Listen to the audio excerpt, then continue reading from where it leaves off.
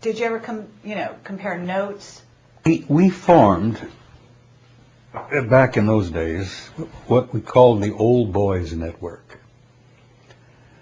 And this network was made up of people like myself, enlisted and commissioned, of all services, Air Force, Marines, Army, Navy, as I said, all ranks. Mm-hmm. There were others like me who were so engrossed by this and excited by it and what it meant. You hear a few of them coming out even today, those that are still alive, saying what I saw, what I learned, what I concluded, the reports I studied, the contacts that I knew happened. Some of them had contacts themselves. Sure. Personal contacts with some of these guys. Okay, so Phil Corso was an example. You familiar with who he was? Absolutely. I knew Phil fairly well. He and I were speakers at several conferences together. And in Italy, I got to know him pretty well. Phil shared with me things that he had happened to him. Not just what he had seen, but he had personal contact with an alien at White Sands. He was in charge of the security of the range one time. And something came in, the radar picked it up. He hopped in his car, went out to see what the hell it was. There is a UFO sitting on the ground. There's a guy standing beside it. And Corso walks over to him and says, what the hell are you, who are you, and where are you from, and why are you here? And this fellow says, I just came to talk. And Corso asked him, he says, well, are you with us or are you against us? Simple military type question, are you with me or are you against me? Mm-hmm. And this guy says, neither. We're neither for you or are we against you? And he had a conversation with this guy that lasted over an hour. And the guy says, please turn off your radar. It disturbs my control or my guidance system so I can leave. Corso went back to the shop or back to the headquarters, turned off the radar, and away he went. I got to know, through the Old Boys Network, dozens of guys like myself who were as excited and enthused about the thing as I was. But they didn't become whistleblowers. What's the difference? Some of them did. Some of them lost their commissions. Some of them lost their rank. Can you name somebody? If they became a whistleblower, do I know them? No. What happened? Many of them just retired and died.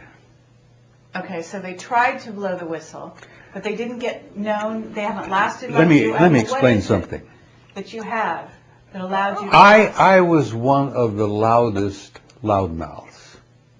And this is my nature. I retired as a command sergeant major.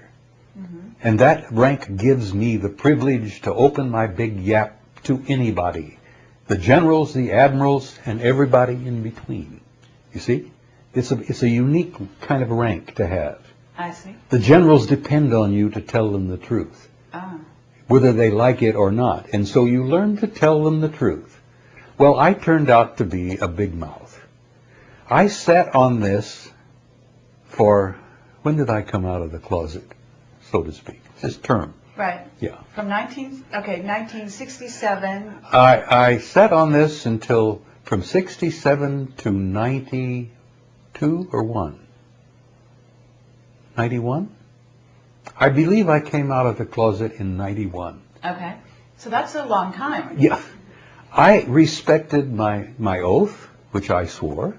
Mm-hmm. I took an oath to never share anything that I learned, classified nature, while I was on active duty. And I knew that if I did, I could go to prison for 10 years, $10,000 fine, forfeiture of all pay and allowances, retirement, everything, whatever, forever. Okay, so you've come out. What happened to you? So I came out in 91 at a conference in Tucson, Arizona. All right. The result was a monumental aggravation and frustration that the government had continued over all these years to lie to the people. not only were they lying to the people, they were ruining lives to keep the lid on this subject. And I had enough of that. Okay. I had seen good friends of mine, guys who, they had said something to the wrong person at the wrong way at the wrong time, and they sent them to Iceland. You know? They reassigned them? They assigned them to Iceland without their families. Ah. A 3-year assignment in Iceland. That's like the Russians sending you to Siberia. Okay. And we have this in this country, the ability to do that. There are assignments here and there that, you know, I don't want to use the wrong term and embarrass you, but you've heard the term annus mundi? We have places on the earth where we have military bases, and if you send you there, everybody says, bye. We'll probably never hear from you again, you know. Okay, but that didn't happen to you. No, it didn't. And Why let me not? tell Do you you know something. why?